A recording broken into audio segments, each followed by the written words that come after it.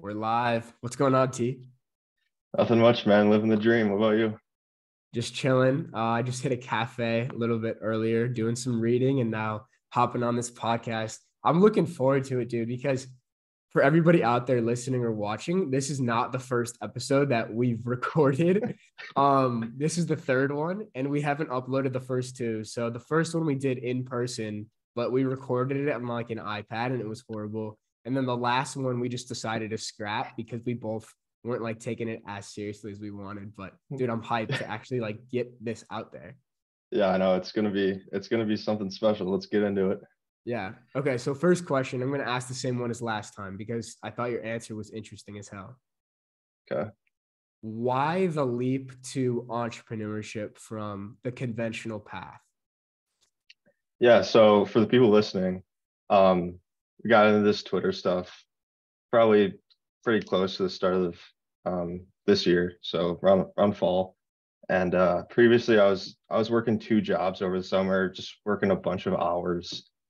And I just like I don't know, I was looking for something more because obviously like after coming from high school, you know, you play sports or you're super dedicated to one thing and you spend all that time like, like working hard towards that one goal. And when it's over, it's just like, okay, like what's the next thing? And I think for the past 2 years, I was really searching for like that next big thing.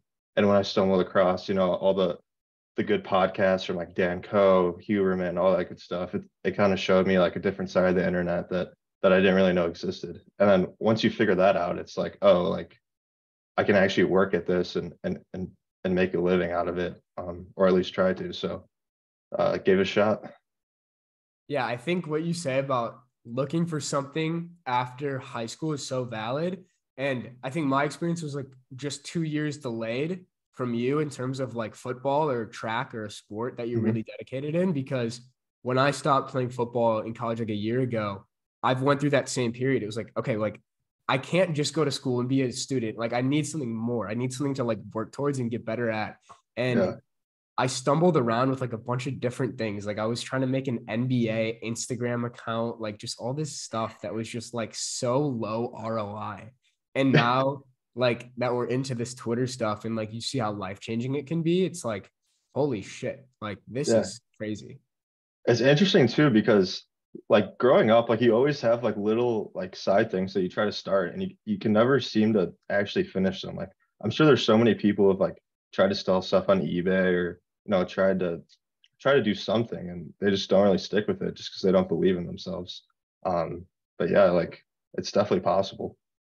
Yeah. Or I think a lot of people are just caught playing the wrong games. Um, and I was talking with Matt, my friend Matt, the other day about this, and we were like, I think it's harder to become like a level 99 in like a sports game or like a prestige in Call of Duty than it is to make money on the internet, which is, it might be so like mind blowing for somebody to hear that, but the level of like sophistication that I've seen a lot of people, and including us, like we're not immune to this at all from like our childhood. But the level of sophistication with some of these video games, I think exceeds the level of sophistication with like playing these online games. So I'm curious, like, do you feel your childhood video games like translate into what you're doing now on Twitter? Oh, yeah, 100%. So obviously, I love playing Madden and it's a game within a game. So like obviously like you have like the marketplace and you got to get all these coins and players. It really translates to entrepreneurship really well, I think. And the aspect of like, okay, like it lets you think about money as a game, I think is the biggest thing because when you're playing on a video game, you're like, oh, I don't care if I spend this much money on this player, like I know it's going to benefit me. It's kind of the same thing. It's like, oh, I don't care if I'm going to spend this money on this coaching or this program because I know it's going to benefit me and I know the ROI is going to be there after I put in the work. Totally. Yeah. And it's like in a video game, at first, you don't want to invest, right? You don't want to invest in the game, but you see your friends or other people who did put real money in the video game and they're so far ahead of you. And then you realize like this online entrepreneurship game is pretty much the same thing. And so like, now that we've both invested in Dakota's coaching cohort, like, do you feel you're more likely to continue to invest in like coaching and training and shit? Yeah, 100%. I think like the Dakota court's just the tip of the iceberg for me because I want to take um whatever income I make from the ghostwriting and just keep on reinvesting it into learning new skills, like sharpening like my skill set, like the social skills, all the soft skills, and yeah, just putting that money back into myself and see how good you can get. What's the next skill that you have your eyes on as of right now? Yeah, so I really want to get more involved in like the copywriting aspect. I think ghostwriting is more content writing, and copywriting for me it's more about like getting someone to take an action. And that's like one skill that I think I lack. Yeah, and you can do so much with it. You can make landing pages, you can write ads, you can make VSLs for people, video sales letters. Yeah, the opportunities are just endless.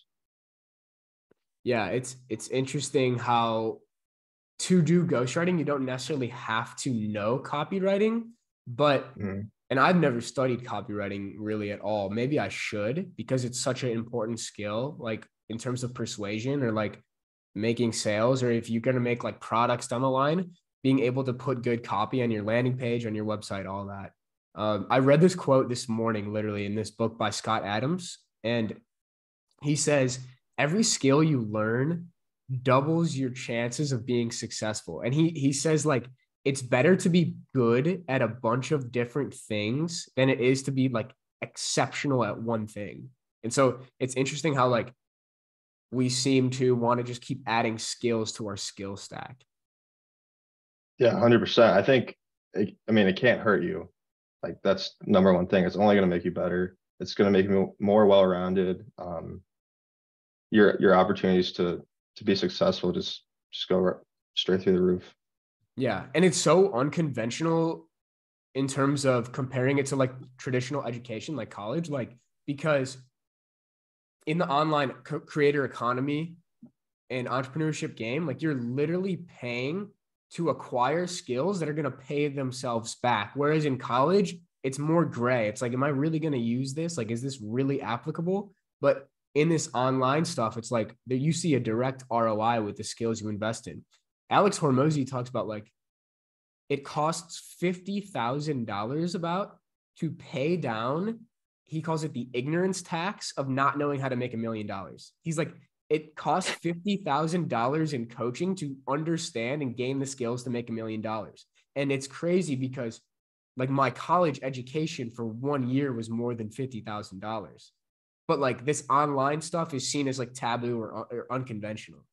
Yeah, it's interesting. I also think what the coaching does too is at some points, like I think people know what they have to do, but they just don't know necessarily like why they're doing it or like they don't feel like confident in themselves to do it. And when you hear someone else like tell you like this is all you need to do like to be successful or to learn the skill or to make more money, like you're like, oh, like that's all I need to do. Like I'm gonna go do it.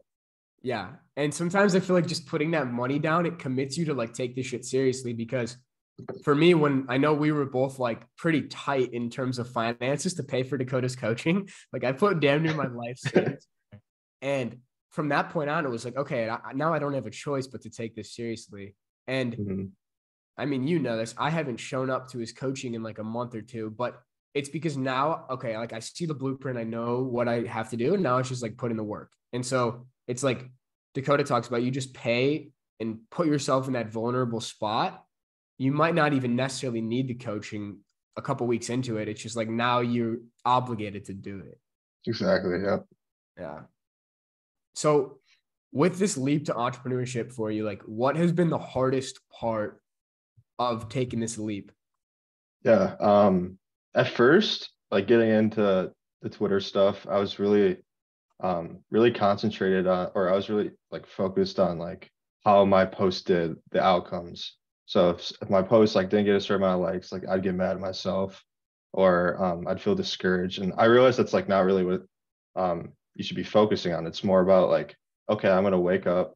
I have to outline this thread. I have to do this. I have to have like a daily schedule of inputs that I know eventually will get me to the point where I'm going to be. I might not be there yet, but eventually, if I do this long enough and I continue to iterate on my schedule, on my inputs, eventually like I'm going to get there. And I think that's like been the biggest thing for me so far.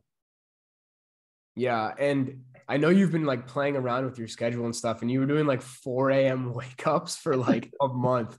Yeah. And it's funny because I did the exact same thing like a couple months ago. I was like, if I just wake up at 4:30 every day for a month, like there's no way I can't be successful. And I think like going through those trial and error periods of like trying to figure out what works for you is so valid. But I've since kind of like realized it's actually probably been more beneficial for me to like sleep in until like 7 and get like 8 or 9 hours of sleep. And I think I'm more productive. But Mhm. like, what is your like now? Like, what is your daily routine? Yeah. So I stopped the 4:30 a.m. wake ups after 30 days. It was just I was and it could have been a discipline thing. Like I should have probably gone to bed earlier, but there's days where life gets in the way and you can't. And so like you go to bed at 11 and wake up at 4:30 and you're just exhausted for the whole day. So I kind of threw that all out the window. Yeah, now I'm waking up at like 7, go straight to the gym, get a nice little walk. I haven't been bringing my phone to the gym, which has been really nice. Lifting without music, just being on the morning walk like alone, it's been pretty cool. Yeah, and then just I got my daily tasks after that. I just knock out. Damn, that's sweet. The going to the gym without the phone thing, like just pure Yeah, presence. So you're not even going on your phone for the first how long in a day?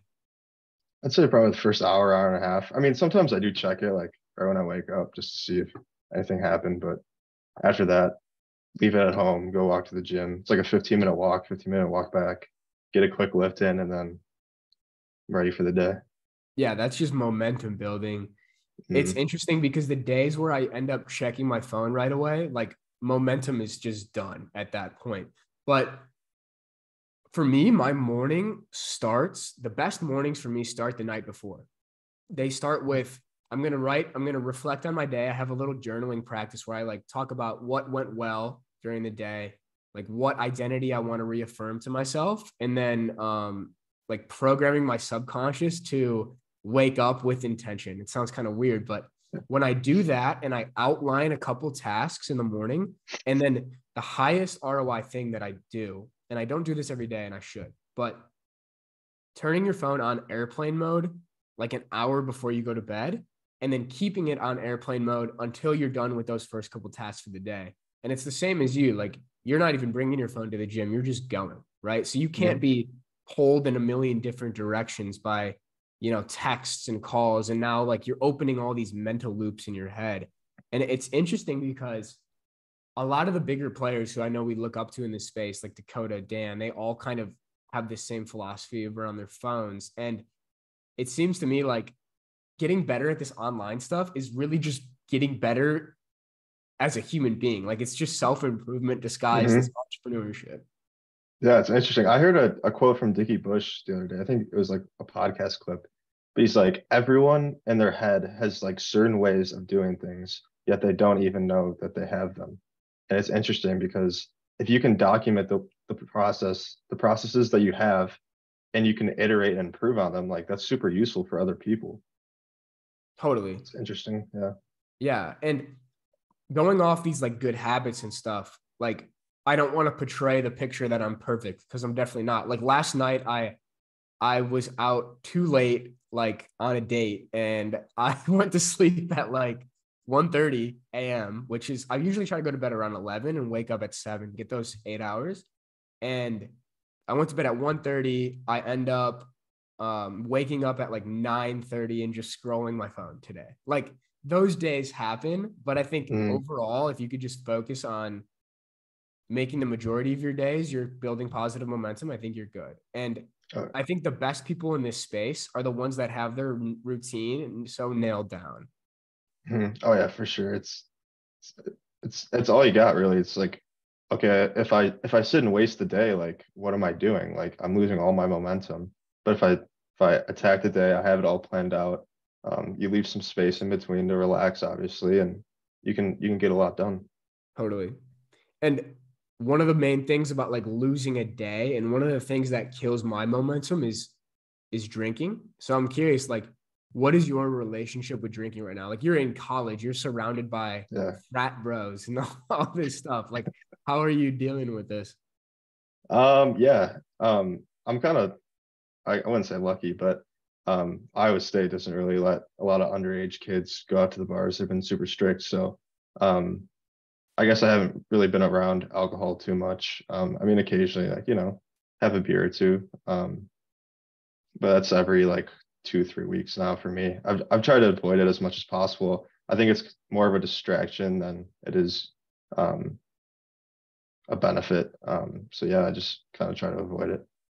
Yeah. And one of the things that fascinated me hearing Dickie Bush talk about it, he's done like, I think 500 days without alcohol.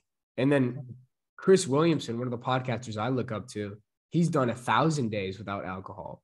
And it's like, and these people, not Dickie, I don't know necessarily. But I know Chris Williamson was like a party guy throughout all his 20s. And now he basically, these people that are in their 30s and ahead of us in the game, they look back and they're like, if you could just not drink and focus during your early 20s, like the amount you can separate yourself from the rest of everybody else is just ridiculous. Mhm. So I've gone back and forth with like, I'm not going to drink at all versus, yeah, like sometimes like once in a while, it's not a big deal, but it's a constant iteration, like we talked about. Yeah, for sure. And I know like last year, even, yeah, maybe last year, 2 years ago, like you were in the frat and like really involved in that lifestyle. So like how did you switch out of that mindset? Yeah. So yeah, last year was wild. I was drinking a lot, probably like 3-ish days a week. And even on days that I wasn't, I was still in the environment of the frat, and like my room was constantly in and out of people drinking. Like even if I wasn't drinking, like they'd try to get me to drink. It was just super like super annoying. And yeah, I'd say the one thing I did to kind of get out of that was, I don't know, I gotta think about this for a second, but I really like, after I moved out, I really like removed myself from any situations where like I know I could binge drink or be around a lot of people who were drinking, and I think that helped a lot. Um, yeah, I mean, just the environment's a big thing. Just because if I'm there and like there's a lot of people drinking or like partying, whatever, like obviously you're gonna be more inclined to have more drinks than you tell yourself you're gonna have. So yeah, I think the environment's the biggest part of that. Dude, environment is so huge. It's actually insane. Like how I don't think we even realize like how much our environment molds us. Mhm. And it goes all the way back to like childhood. Like literally your personality and who you are as an individual is shaped by the people you surround yourself with. And I think we were like really fortunate in terms of the people we surrounded ourselves with growing up. Um, and for people out there that don't know this, Tyler and I have literally been friends since we're like 4 years old in kindergarten. Um, and it's interesting how we keep like growing up, we kept playing the same type of games. Like we wanted to be really good at football. So then we worked hard as fuck at that. And then now it's like the same thing with this Twitter stuff. But it hasn't always been productive stuff. Like I was thinking back to this the other day during COVID. Like, do you remember how much Xbox we played? Like, Dude, so much Xbox. it was so bad. I remember there was days where like we'd get done playing at like 4 or 5 in the morning. And you're like, yeah, like I had to fake fall asleep and my dad came downstairs Yeah, and dude, he it woke was up in so the bad. morning. Oh, that's funny. That we would grind on that game from like 10 p.m. every night until like 4 to 6 a.m. every Yeah, night. and that's all we could do. So we are like, let's just get Yeah, really good at 2K. it's crazy, dude. And like, imagine if we use that time to like do this like Twitter stuff. Oh my Yeah, god. Yeah, hindsight is 2020 though. Like, you can't have the perspective in the moment, and I think I had to go through those periods of degeneracy to gain perspective on I don't want to do this because those bad habits from COVID they carried over. So that was like around March or whatever. We were done with school, senior year. pretty much like had no reason to try in life. I felt like for me, I was already going to play college football. Like I had made it or some stupid shit, which is not Yeah. true. But in my head, I did. And then that carried over into the summer. And like it was grad parties because we're seniors. And it was just constant like drinking and degeneracy for the entire summer. And like I didn't realize that these negative actions even had a consequence on my future until I get to college football and I'm like completely unprepared. Interesting. Yeah. For me, for COVID, I was like in the middle of track season and it got canceled. And I was like super torn because I really wanted to do well my senior season. And I was like making up stories in my head of like why I needed to go train. Like I think I went to, there was like a local track near my house back at home. And I think I went there probably like 5 days a week, just like keep on telling myself like we're gonna go back to school, like just kind of going insane. I was like, it's my only hope. So I gave myself something, I guess. And you were gonna potentially like try to walk on the track team at Iowa State, right? Yeah, I always had dreams, but I kind of gave up. As soon as I got to freshman year of college, it was all partying, booze, Yeah. frat lifestyle. So I kind of dropped that. I mean, I probably wasn't in the best shape at the time either. So, yeah. And you were thinking about football now that I'm remembering, right? For a little bit. Yeah, I mean, I went through the whole like recruitment process a little bit, but it wasn't something that I really took seriously, I guess. I was kind of just doing it just because it was cool and like wanted to go through the recruitment process, visit some schools, try on some jerseys, but I don't think I was ever too serious actually about it. That's an interesting perspective. Like, I think I was the same way, honestly. Like, I loved the sport and I loved playing it growing up in the community and everything. But I think more than anything else, I liked the way it made people perceive you and like the status it gave you to like get recruited and it's cool and you get to post pictures and like all this Mm, stuff. And the last episode of my podcast I just did with Peter Skoronsky. So Peter was my teammate at Northwestern. He's going to be a top 10 pick in the NFL draft. And we that's talked about huge. how a lot of these recruits in high school, including myself, like, are you really doing it because you intrinsically love the game? Or are you doing it because you want to show that you're really good to other people? And I think for me, it was a little bit of both. But yeah, it takes some humility to realize that. And you had like a D1 offer technically too. People Yeah. don't know that. Yeah. Visited Valparaiso, got the offer, but Yeah. it was cool to go. It was really cool to go on the trips and learn about the whole process and everything. I couldn't really find the right fit for the offers that I was getting, and I wasn't super passionate about it. Yeah. And you know the Logan Fitz dude on Twitter? Yeah, Dude, I was chatting with him very briefly in the DMs the other day because I've been listening to their podcast. They do the Associates podcast. It's pretty sick. yeah, And he was talking about like he was a D1 football player and he quit to start doing this online business stuff, kind of like us. And I asked him where he played, and he played at Valparaiso. no way. Yeah, Interesting. That's dude, the cool. parallels are crazy.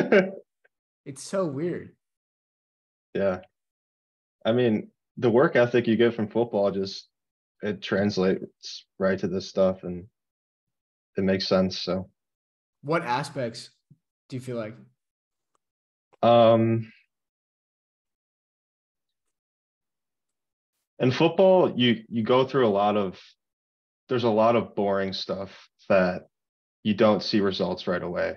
And that is very similar to entrepreneurship. Like you're not going to see results right away. Like each day you have to show up. Same with football. Like each day you're showing up to practice. Like you might be on the scout team. You might not get the ball. You might have to hold the pad for someone. Like just being there it's like super hard to do. And I mean, if it was easy, everyone would do it, but it's not.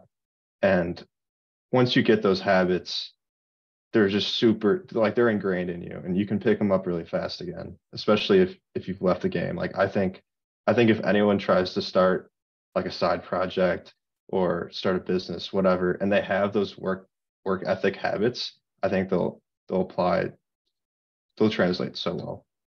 Yeah, that is the beauty of football, like high school football. It ingrains that discipline in you that like other high school kids aren't getting. Like to wake up at 5 a.m.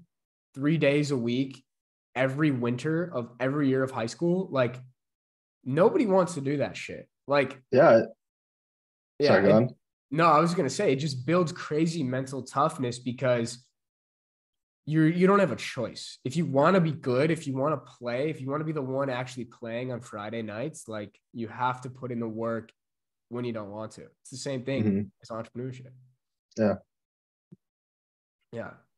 So I'm curious, like a lot of these other big time players on Twitter were also football players too, or like athletes. Like Dickie Bush played O line at Princeton.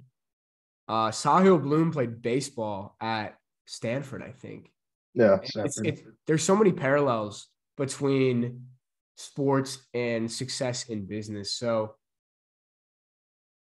one thing that I've kind of struggled with recently is balancing like athletics and business because I've gone completely on the other end of the spectrum now where it was like only sports and now it's only online business stuff. And I think I want to get more back to a like some type of medium where you have that outlet, right? You have that outlet. You can go play sports with your friends or something. So, do you have that right now? Like, other than the gym, like, do you do anything like athletic wise? Uh, you know, not really. Um, if something comes up, like if we're gonna go like toss around a football, like I'll go do it, but nothing like consistently.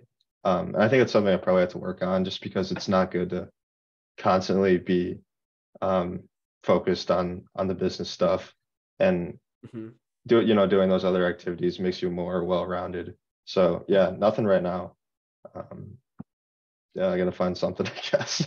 Same. No, same. And I've been like kind of struggling with that because I've been reading a little bit about like the benefits of play in terms of like creativity and mental health and everything. And I'm reading this book right now called Flow. Dan Coe talks about it all the time. And it's Mhm. like a positive life or a good life is the result of being in flow state as much as possible. And I'm thinking about like, okay, when I was a kid, I was in flow state all the time in my body playing sports, right? And I'm in flow state playing video games and stuff too. Mhm. And now it's like my flow state opportunities seem somewhat limited to writing, which I never thought would be a flow state activity for me, but it actually is. And having like deep, fun conversations. But it's all in my head. It's nothing physical. And I feel like finding something that can have that physical outlet to just get out of your head and into your body is so important. But I don't Yeah. know what it is. I think I think either jujitsu or like rock climbing would be super good activities. Because Interesting. rock climbing, think about it, like you're on a wall, like all by yourself, and if you make one like wrong move, like you're gonna fall or whatever. Mm-hmm. Jujitsu, same thing. I've heard of all the big jujitsu guys like saying how fun it is to roll and like practice, and I guess it's super good for like an ego, like fixing your ego problems, just because like you're gonna Yeah. lose so much. Yeah. Yeah, I definitely want to try those out. Yeah. Same. Same. But I keep saying this and then I don't do it. It's like I need to do it.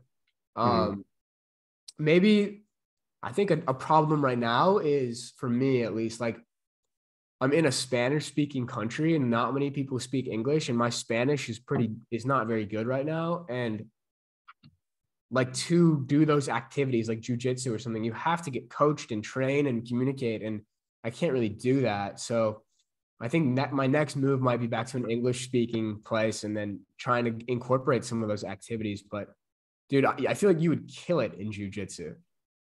Yeah, I've always wanted to do it. It looks super fun. I'd be scared of you, honestly, bro. Do you have those long arms? And yeah, that'd be scary shit. Yeah. For you right now, like what are the activities that induce flow state for you? Like when are you just purely in the moment? Hmm. I like um I like planning everything out, like super detailed steps. Like every Sunday I plan out like every little thing I'm gonna do for the week and put it on my calendar. And like I just get so many ideas of like things that I have to do or like things that I think I should do. And that's really fun for me. And obviously like the writing too. I can tap into that flow state. Um, yeah. Um, I don't know what else. Yeah, I mean, I'm kind of the same way with like a couple of things right now. But for the writing, like how do you get into the flow state? What's your flow state routine? Yeah, so I actually have this book that my roommate gave me. It's literally like, so he's a landscape architect major. So it's all drawing and it's literally just like a sketchbook with like blank pages. And I'm not very like organized when I do it, but I just like write like just all over the place, bunch of scribbles, um, doodles, just like anything to like kind of spark my creativity. And then once I find something that like I think I could dive a little bit deeper into, that's when I'll pull out my laptop and maybe do a little bit more research and then either write a thread or do some writing about it. I've never seen that method in terms of you're just like literally doodling with no agenda. Yeah, it's interesting because I do really well with like low stress situations. So if I sit down and just say like, oh, I'm gonna write this thread, like it won't go very well. I kind of like warm myself up a little bit. Interesting. Yeah, it does take a couple minutes for me to get into that state too. But there's nothing better than being in that state. Like in sports, in video games, in writing, it's so fun. For me, it's like I have a couple things that I like to do. I like to get out of my apartment because I think going to a coffee shop for me, like it's like a cue. It's like an environmental cue. Like, okay, it's time to focus. So I'll go there, I'll order my coffee, whatever. And I got the noise canceling headphones on. I'm putting on like techno. I'm caffeinated, like all these things. And then your phone's on airplane mode and you have like a couple things you just lock in on. Like an hour and a half, 90-minute session goes by. It feels like in 5 minutes. Like that. It's Yeah. crazy. It's crazy how Yeah. being in flow state, like it warps your perception of time. It's crazy. hmm I've been working past few days. It's been super nice here and been just going outside. We have like a little third floor patio that I can just go down to and just sit down and write, and it's been awesome. Yeah. Dude, we've become some crazy nerds. Like this is insane. Imagine Yeah, dude, wait, no, dude, go it's ahead. so Go ahead. it's so weird too. Like I kind of plan everything to be done around like 5:30 or 6, and then I like don't know what to do, and then I'm like, "Oh, shit, like I'll just go like start writing, like start reading a book, start taking Yeah. notes.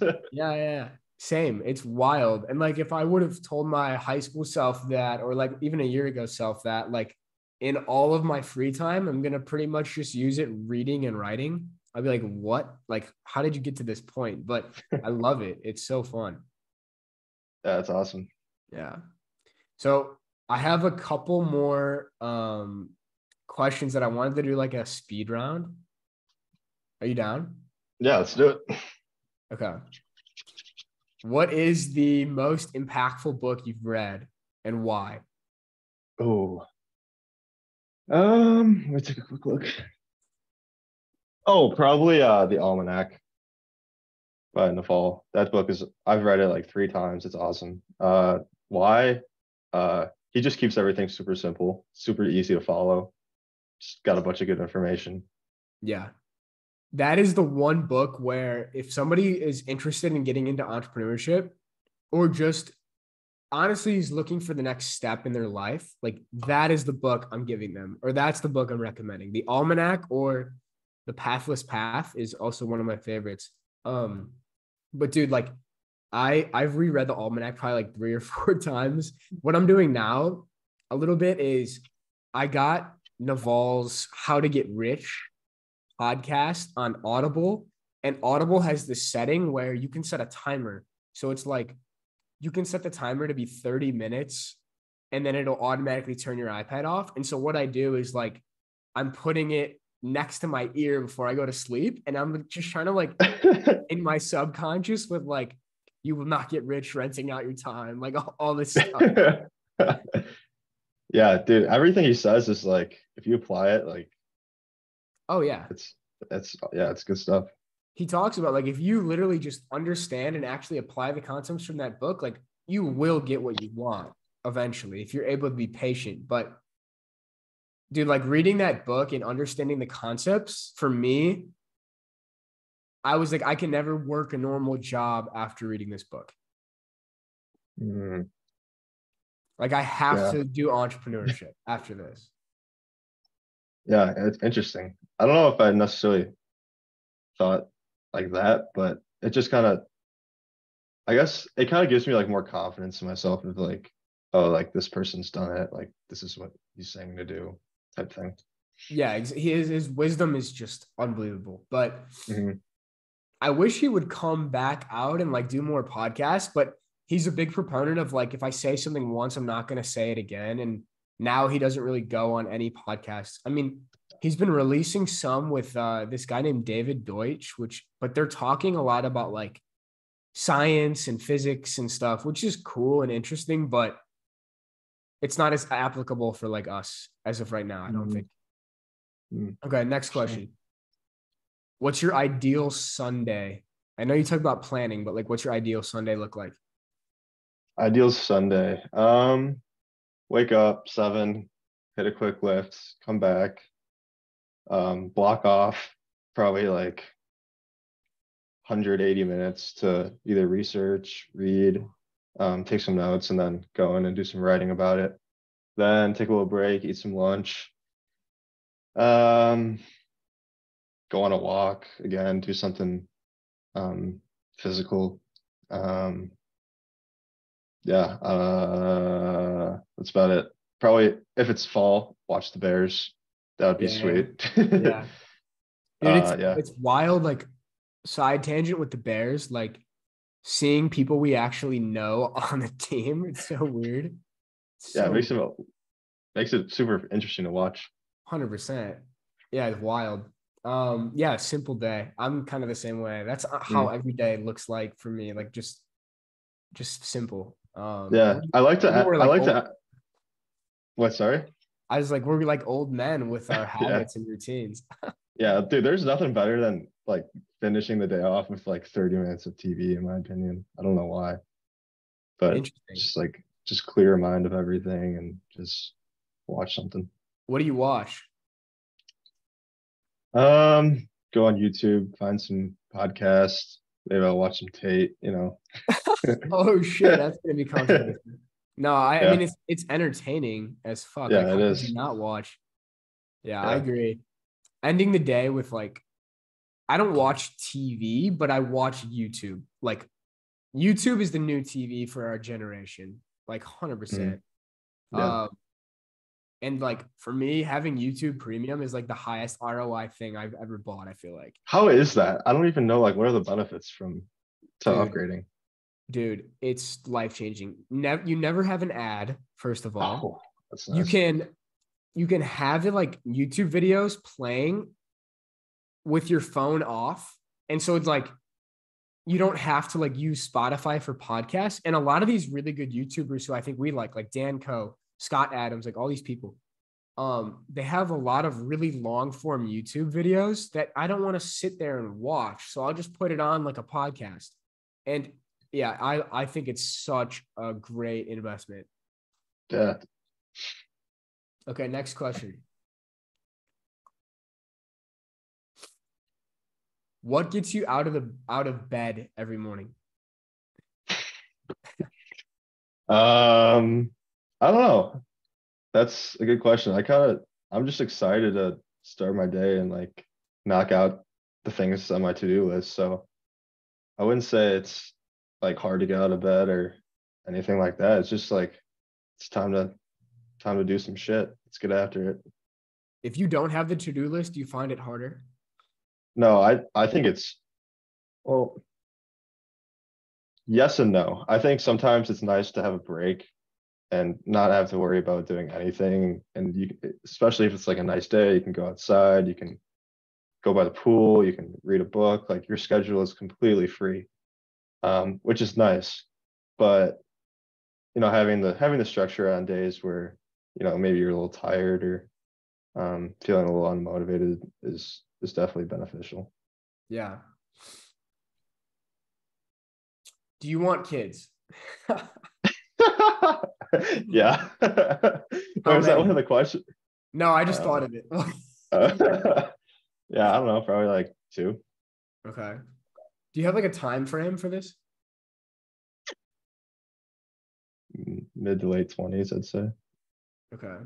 I feel like you haven't thought about it much. Not really, no. I've been super focused on kind of what I have to do right now. So, Yeah. That goes into a tangent that I actually did want to hit on a little bit. Like, I feel like we're both in a spot right now where we're so focused on what we want to do in terms of like business and progressing in our own lives. Like, we're putting dating on like the back burner. So, like, I don't know. What is your thoughts on like dating right now? Is it a priority for you? Like, what do you think? right now, no, it's really not. I mean, if if I meet a girl who we have a lot in common and like she supports what I'm doing, like then yeah, that'd be awesome. But right now I'm just like it's not really something I'm seeking out. Yeah, same. It is interesting though, because I don't know, like having somebody that could complement your lifestyle would be great. However, I'm finding it harder to find people who are like living the same type of life or have an idea to live the same type of life as me. Hmm. Like last night, I told you I went on a date, and this is kind of conflicting with what I'm saying. I'm not prioritizing it, but I see the world completely differently than this girl, and she's super cool. But like she's so ingrained in like the go to school, like I'm gonna go to med school, I'm gonna just do all these things and work like all the time. And it's just like I can't relate to that at all because of like the lifestyle I want to live. So I'm curious if you think, do you think you'll meet your maybe like future wife or like one person through the internet? Ooh, good question. That's a possibility. The internet can bring some super like-minded people to you, and you just wouldn't even expect it. So I wouldn't like bring that out of the question at all. Um, yeah, it could happen, I guess. Mm-hmm. The more I think about it, I think the odds are increasing for myself Why is because of that? how much I've seen the positive effects of meeting like-minded people on Twitter as friends. Like mostly guys just are in the money Twitter space, but like Matt, for example, I would have never met this dude without Twitter. And like it's almost scary how like-minded we are in some ways. And it's like there's probably women out there who are the same way. I haven't maybe met them yet, but to filter or to like limit yourself in terms of geography with like friends or females or anything, like you're just increasing the odds that you meet somebody who's super compatible with you through the internet. Now, I think there is something to be said about like serendipity and meeting people in person is probably like still the better way to go. But I don't know. It's this weird balance. Yeah, for sure. Um, I think going back to what we talked about earlier, of like finding something else besides the business to kind of like take us out of like this is all there is to like my life is like huge because I mean then you can kind of relax a little bit more and um like not take yourself as seriously, I guess. Yeah. And you're saying like a girl would do that? No, I'm saying like doing those activities would help like Yeah. maintain a healthy relationship, I'd say, because now you're not so focused on like okay, like this is like my business is me. Like no, the business is not you. The business is the business, but you have other things to you that make you more well-rounded and um more, like compatible, I guess, with other people. Yeah. Finding ways to detach, I think, is huge. And like finding that balance is also huge. However, I think like for a period of your life, balance might not actually be the answer.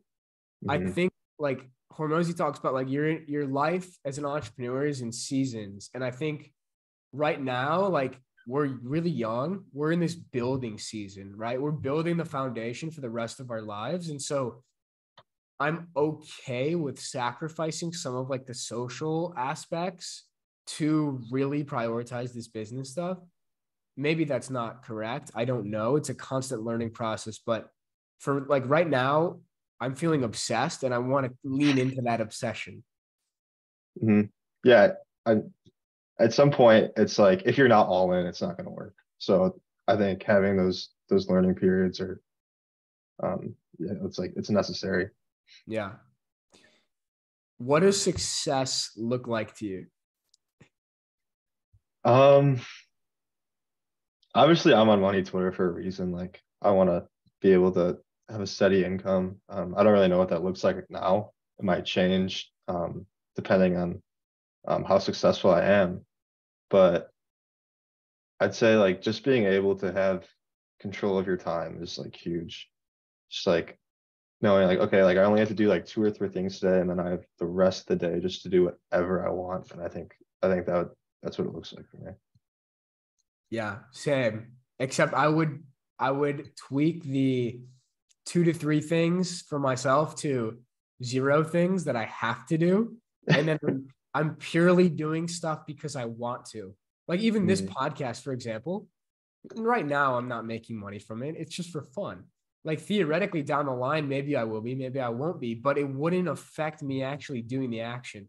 And so in an ideal world, I would just be able to do the things I want to do, like when I want to do them. Like if I want to write a blog post about something and I'm just compelled to, I'll do it. If I want to Mhm. go have an interesting conversation with somebody and happen to upload it to the internet as a podcast, then I'll do it. Um, yeah, I think, dude, Nick Verge put out a really good video about this on Instagram yesterday. Like, there's 3 levels of success, I think he called it. It was like, or 3 levels of freedom. Level 0 is like you have no freedom. You're dependent upon a boss. You have a job, whatever. Level 1 freedom is like now you're working for yourself. It's like a service and you're an entrepreneur. Mhm. And that's kind of where we're at right now. Like we're service based. Like we have freedom over our time to some extent, which is nice, but we're still dependent on like a client, right? Level 2 is you own a business. And so now you can actually like remove yourself and you can leverage other people to do the work for you, but you still don't have complete and utter freedom because you have to worry about the business. Level Mhm. 3 is like that, what we're talking about, like complete freedom over your time. You have assets earning for you while you sleep. You wake up when you want, you do what you want. And like that's what I'm working towards, that level 3. He talks about like not many people get from level 0 to level 1. Even fewer get from 1 to 2, and even fewer get from 2 to 3. But like, I'm gonna aim at it because why the fuck not? Yeah. Yeah, I'd say like a solid like 2.5 in between like level 2 and 3 would be like I'd be content with. Yeah, yeah, it's interesting. When you were a kid growing up, did you expect to be somebody who like owned a business? Um, I always kind of knew like I had something in me because like I've tried a lot of stupid shit. Like, Like what? uh, uh, you want me to go all the way back? Yeah, I need to Okay, hear. okay. First grade, I started making. I wonder if she's listening. With Chloe Erkman, I made, we made like these little like glue like bookmark things, and we were like giving them to people. So like that was the first thing. Then second grade with Jake Robertson in our second grade class, we like collected a bunch of mechanical pencils Yeah, and yeah. we're like trading them with people. Interesting. So like those are like the first 2 things that I ever did, and like Yeah. my dad still gives me shit for it, but whatever. And I sold stuff on eBay. I sold my Madden coins. Um I've bought and sold sports memorabilia. We try dude, do you remember when we tried to make those t-shirts with like the printed we would like print out a picture and then like try to iron on to the t-shirt? We did it for a Very very, vaguely. very brief amount of time, but we did that. Interesting. I mean, we made like stupid basketball YouTube videos. I was gonna say that too. I've been thinking about that recently. Like, there was always this inclination to do something like that. Like whether it was selling Mhm. on eBay or like we would make basketball YouTube videos. It's so interesting. And now like you come back to it after a while. It's crazy. Hmm. Yeah. So I guess I've always wanted to do something that I had like some control over and could put in a lot of work into. So yeah, I could see it coming, I guess. Yeah, it's interesting. I'd say the same thing. Like always that inclination to do more. Yeah, it's Mhm. fascinating. This kind of goes into the next question that I wanted to ask. What were you like compulsively or like obsessively doing as a kid that people might not know about? How specific? Like as terms like Take a habit or like activity or like what take do you it mean? wherever you want. Okay. So just an obsessed action that I did as a kid. Yeah. Okay. Um, I was I'll give you two things. So one's kind of weird, but I think it has something to do with like creativity or flow is whenever this is really weird.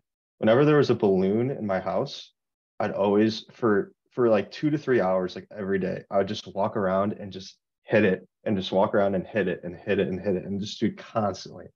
And I don't know, it brought like a lot of enjoyment to me. I don't know why. Dude, I kind of did the same thing. That's weird. What the fuck? Yeah, but I always like really like just walking around my house, just like doing something. Yeah. So I think that habit just made me always want to like be doing something, which is kind Mhm. of cool. And then the second thing I was really into was fishing. I got really obsessed with fishing in like middle school, high school. I went down like the rabbit hole of like all the fishing YouTubers, like thing with bass fishing is too like there's a lot of like intricacies and little techniques you can use and like I'd study all of them like bought different poles to match different reels and certain techniques and it was super in depth. I just was really into it. I didn't even remember you going down that rabbit hole until right now, but now I remember how obsessed you Mhm. were with like John B and those people. Yeah, yeah, Um, those guys are sweet. dude, it's interesting how like it seems like everybody stumbles down these weird rabbit holes or like they just follow their obsession to some obscure thing. And it's just I think the key is picking the right one. And now I feel like we've gotten lucky where something we've stumbled into is actually something that could change our lives. Because just 2 years ago, the exact same obsession was about NBA 2K. So it's wild how Mhm. things can change. Yeah, interesting. Yeah. Last question. Where do you see yourself in 3 years? 3 years I'd say my main goal for all this Twitter stuff is to get to the point where I'm kind of like Nicholas Verge is obviously someone I look up to, and I think what he does is awesome. So kind of something like that, just being able to approach a CEO or approach a company, say, "Hey man, like this is what I can do. Here's my results. I know I can do X for you." Um, and basically just kind of take over all the advertising for it, do all the marketing, and then see like how big of an impact I can have. Yeah. And what I was thinking about as you were talking is like, holy shit, in 3 years, which seems like a really long time, like you're going to be 23. Like that's crazy young. And I try to Yeah. remind myself of this because there's a blessing and a curse to getting in this game and doing it full time because now the people I compare myself to have become Dan Coe and Dickie Bush and J.K. Molina and Dakota. Now I'm holding myself to those standards and I'm like, fuck, I'm so behind. But if I could just back up 6 months in terms of when I was getting in this and say, hey, I would be actually be able to be doing this, making a full-time living, moving to South America, having 10K followers, I'd be like, whoa, like you're making good progress. But yeah, it's sometimes really valuable to zoom out and realize how young we are because like I'm 21 and you're 20 and it's like, holy shit, like we have the rest of Yeah. our lives for this. Yeah. It's also super freeing too. It's like say you wanna try something out. It's like, okay, what's the worst that could happen? Like if you put your all into it, like the worst that could happen is like maybe you're in college, maybe like you're finishing up your degree, whatever, maybe you drop out, doesn't matter. But the worst you can happen is for most people, like you're gonna be back living at home with your parents. You might have to work like a normal job for a little bit. And like that's it. Like there's a lot of people in way less fortunate situations than you are. So like just taking the risk is just like kind of putting it all on yourself and all the responsibilities on you. Dude, I love that mentality because that's the mentality I've adopted over the past 6 months. It's like, okay, what is your actual worst case scenario? And like you said, it's like maybe you have to go live with your parents, right? But think about how privileged we are to even have that perspective versus somebody who grows up in a third world country. They're worrying about like, where's my next meal? You're worried about like, are my friends going to make fun of me or am I going to be perceived as a failure by trying something? But like, Mm-hmm. I mean, I think the bigger risk is not trying to take a risk at all. And there's no better time to take a risk than right now in our lives. Like we don't have a wife to worry about. We don't have kids to worry about. We don't have a mortgage. We don't have anything other than like, yeah, like maybe you lose a couple $1,000 going all in on something, but like in the grand scheme of that, what is that actually going to mean? You're going to gain experience, you're going to gain knowledge, and it'll probably pay itself back in some form that you can't realize. But taking that fucking risk, and even the word risk, I think it's like it's not even a risk. Like It's more, yeah, it's not really, it's a calculated like investment almost. exactly, exactly. It's calculated, and I think the thing about college is like it's not as calculated. You're just doing it because everybody else is doing it. Versus if you invest in coaching or a mentorship or a course, like it's calculated. You're like, I want to get this outcome, so I'm going to put in this input. Yeah. Mm-hmm. Yeah. Do you often like zoom out like that and realize like, well, I'm only 20, or do you feel that sometimes of like, fuck, I feel so behind? Um, I think whenever I get like super stressed out, it's always because I think I'm not like gonna make it or I'm afraid of failing. And then I always just revert back to, okay, what's the worst thing that's gonna happen? Like I'm doing this, like I need to have confidence in myself. Like I know I'm the only one responsible for the outcomes. Like one thing I've started doing is breaking everything down to like its smallest component. So so say like I have a really bad thread that doesn't do well and I thought it should have done better. I'll like go back, analyze it, break it down. Okay, this first sentence of the hook was this. You know, like break it down even more, break it down, just break it down to its base, and then kind of like rebuild it back up. And I think like I use that same mindset whenever I get super stressed. It's like, okay, break it down, break it down, break it down. Okay, why are you doing this? Why are you upset? Why are you stressed? Why are you anxious? And then going back and just kind of like replaying like everything and like reverse engineering it. Super helpful. Yeah, that's a really That makes wise way to sense. look at it. No, it is. And like you're stepping back from your identity or yourself and you're like, okay, you're questioning, right? You feel the negative emotion and you're able to step back and analyze it and see it for what it is. And that's like, I think that's something I've only been able to do over the past like couple months, honestly. And I think it's just a stage of development of like conscious development. It's super valuable though to be able to detach. Yeah, that's great. And Yeah, it makes you realize like you're more than fully capable of anything that you set out to do. And it's just like it's all on your most problems are just in your head and they're not really problems at all. exactly. We suffer more in imagination than in reality. Yeah. That wasn't me. That was Seneca. But yeah, same idea. Dude, I think this is uh, a good place to hop off, but this was sick. I yeah, hope this, a lot of people can gain some value from like just the way your thought process is a lot about these things. So this was sweet. thanks for having me on. I'm glad we could finally get a full run through here. Hell yeah. Dude, we'll have to do this again, maybe like once a year just to like check in or like maybe Oh, even for more sure. frequent. Yeah. Yeah, dude, looking back to see like where we were a year ago, it's gonna be awesome. It's gonna be sweet. Sick. Well, I appreciate you, bro. Yeah, appreciate you for having me on. Hell yeah. Deuces.